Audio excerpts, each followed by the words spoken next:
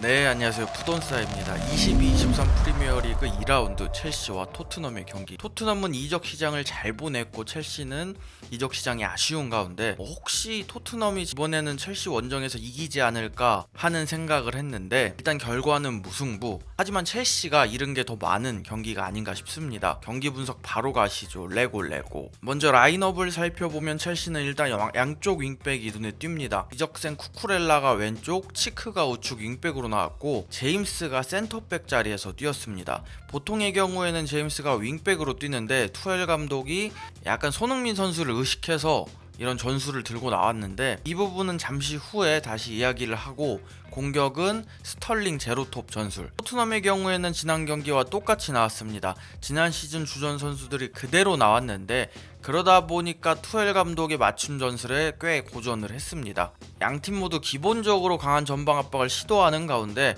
그래도 조금 더 수비적인 스탠스를 보이는 건 토트넘이었습니다. 수비 시에 손흥민과 쿨루셉스키가 모두 내려오면서 5-4-1 형태로 수비에 임했고 첼시가 빌드업하는 상황을 보면 물론 토트넘이 압박을 잘하긴 했지만 첼시처럼 타이트하게 압박을 하지는 못했고 그러다 보니까 첼시 선수들은 빌드업 상황에서 상대 골대 쪽을 보면서 공격을 풀어낼 기회들이 많았습니다. 반면에 토트넘의 경우에는 일단 첼시 선수들이 타이트한 압박을 굉장히 잘해주다 보니까 공을 받아서 돌아서는 자체가 쉽지 않았습니다. 투엘 감독의 제임스 활용이 오늘 경기에서 굉장히 성공적이었는데 제임스는 원래 윙백이다 보니까 기존에 나오는 아스필리쿠에타에 비해 발도 빠릅니다. 그러다 보니까 손흥민 선수의 빠른 발에 대해서 어느 정도 대처가 가능했고 무엇보다 공격적인 능력이 좋은 선수다 보니까 손흥민 선수가 제임스 수비하기가 바빴습니다.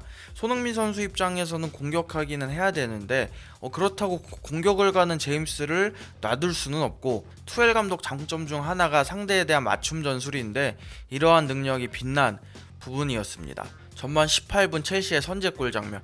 코너킥 상황에서 쿠쿠렐라가 크로스 올리고 쿨리발리가 마무리. 토트넘은 세트피스 상황에서 지역 방어를 사용했는데 쿨리발리를 막는 선수가 전혀 없었습니다.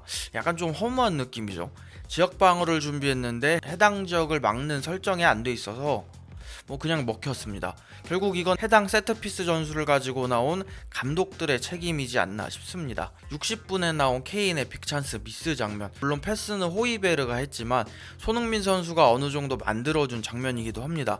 왜냐하면 호이베르가 공을 잡고 있는 상황에서 손흥민 선수가 수비 뒷공간으로 침투를 합니다. 수비하는 제임스 입장에서는 손흥민 선수를 잡으려면 몇 발자국 더 뛰어야 되겠죠. 뒤에서 쫓아가려면 힘드니까.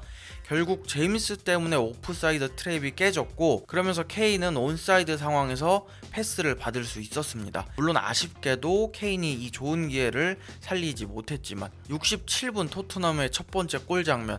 토트넘이 공을 뺏긴 이후 그 자리에서 다시 수비를 하는데 쿨루셉스키와 손흥민 선수가 수비에 성공합니다. 손흥민 선수는 공을 뺏어서 벤 데이비스한테 주고 벤 데이비스는 호이베르한테 내주고 호이베르가 중거리로 마무리. 이 득점 장면에서부터 콘테와 투엘의 마찰이 슬슬 시동이 걸렸죠. 둘 다 경고받고 그리고 꽤나 논란이 된 부분이 이전 장면에서 이제 벤탄쿠르가 하베르츠에게 한 백태클인데 일단 하베르츠가 공을 건드리는 데는 성공을 했습니다.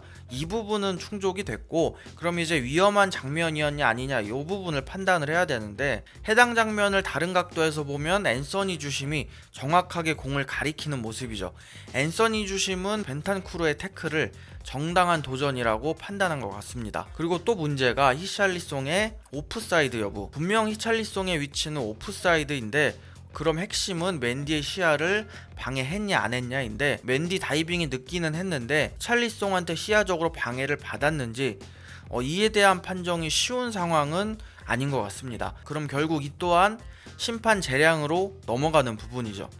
호이베르가 멋진 골을 넣었는데 오심 논란과 감독들의 신경전 때문에 약간 묻힌 느낌이죠. 76분 첼시의 두 번째 골 장면. 토트넘이 빌드업하던 과정에서 손흥민 선수는 공격을 위해 올라가는데 쿨루셉스키가 공격권을 잃어버리면서 제임스가 노마크가 되면서 실점을 했는데 그럼 윙백은 어디 갔냐 싶을 수도 있는데 56분에 세세뇽 대신 히찰리송이 들어오면서 손흥민 선수가 공격수가 아니라 측면 미드필더로 포지션이 바뀌었습니다. 포메이션도 3백에서 4-4-2로 변화가 있었고요. 물론 히찰리송이 공격수인 건 알지만 지난 시즌 득점왕을 윙백 같은 윙어로 쓴다는 건 조금 아쉬운 부분이었습니다. 그리고 득점 이후 투엘 감독은 본인 지역을 넘어 토트넘 벤치 앞을 지나면서 도발을 시전했습니다. 투엘 감독의 도발이 민망해져 버린 95분에 나온 토트넘의 동점골. 코너킥 상황에서 손흥민이 빠지자 페리시치가 코너킥을 처리했고 이걸 케인이 헤더로 방향을 돌리면서 2대2 동점을 만들었습니다. 이걸 지켜보는 투엘 감독은 약간 누가 봐도 표정이 부들부들하는 것 같죠. 그리고 득점 이전 코너킥에서 로메로가 쿠쿠렐라 머리끄댕이를 잡아당기는 장면이 있었는데 이거는 솔직히 왜 파울을 선언 안 했는지 의문입니다. 무조건 파울이라고 보는데 약간 판정이 좀 이상한 것 같아요. 이렇게 경기가 종료가 됐는데 여기서 이제 하이라이트가 나왔죠. 경기가 끝나고 감독끼리 악수를 하는데 콘테가 악수하고 가려고 하자 투엘이 입는 힘껏 잡았습니다. 그러면서 두 팀 감독 모두 퇴장당했고 야구로 치면 약간 벤치 클리어링 같은 장면이 발생했는데 토트넘 첫 골 장면에서는 도발을 먼저 한 콘테가 잘못했고 이제 첼시 두 번째 득점 장면에서는 맞도발한 투엘이 잘못을 했고 이제 서로 주고받고 끝났으면 되는데 악수하는 상황에서 이유가 어찌됐든 강압적으로 손을 잡는 건 투엘 잘못이죠. 투엘은 신체적인 접촉 속에서 어쨌든 폭력이 될 수 있는 선을 넘은 행동이라고 봅니다. 투엘 감독은 경기 종료 후 콘테에게 악감정은 없다. 서로에게 강력한 태클을 했고 팀을 위해 싸울 뿐이다. 악수를 할 때 눈을 마주보고 해야 한다.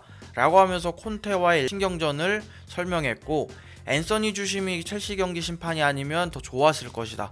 토트넘의 두 골 모두 취소해야 된다. 첫 번째 골은 오프사이드, 두 번째 골은 쿠쿠렐라 머리끄댕이. 이제 심판을 향해 극딜을 했는데 아마 최소 3-4경기 정도 출장 정지 징계를 받지 않을까 싶습니다. 콘테 감독은 투엘에 대해 이야기하고 싶지 않다. 팀적으로 중요한 부분이 아니다. 이건 투엘과 나의 문제다 라고 하면서 투엘과의 문제를 언급하지 않는 모습이었습니다. 결과적으로 보면 양쪽 감독 모두 퇴장이지만 투엘이 추가적으로 징계를 받을 것 같고 스탠포드 원정에서 같은 승점을 나눠 가졌지만 첼시는 캉테가 햄스트링 부상을 당했고 경기 내용은 분명 첼시가 훨씬 좋았지만 결과적으로 첼시가 잃은 게 더 많은 경기가 아닌가 싶습니다. 토트넘의 다음 경기는 20일 오후 8시 반 울버햄튼과의 경기입니다. 부족한 영상 봐주셔서 감사합니다.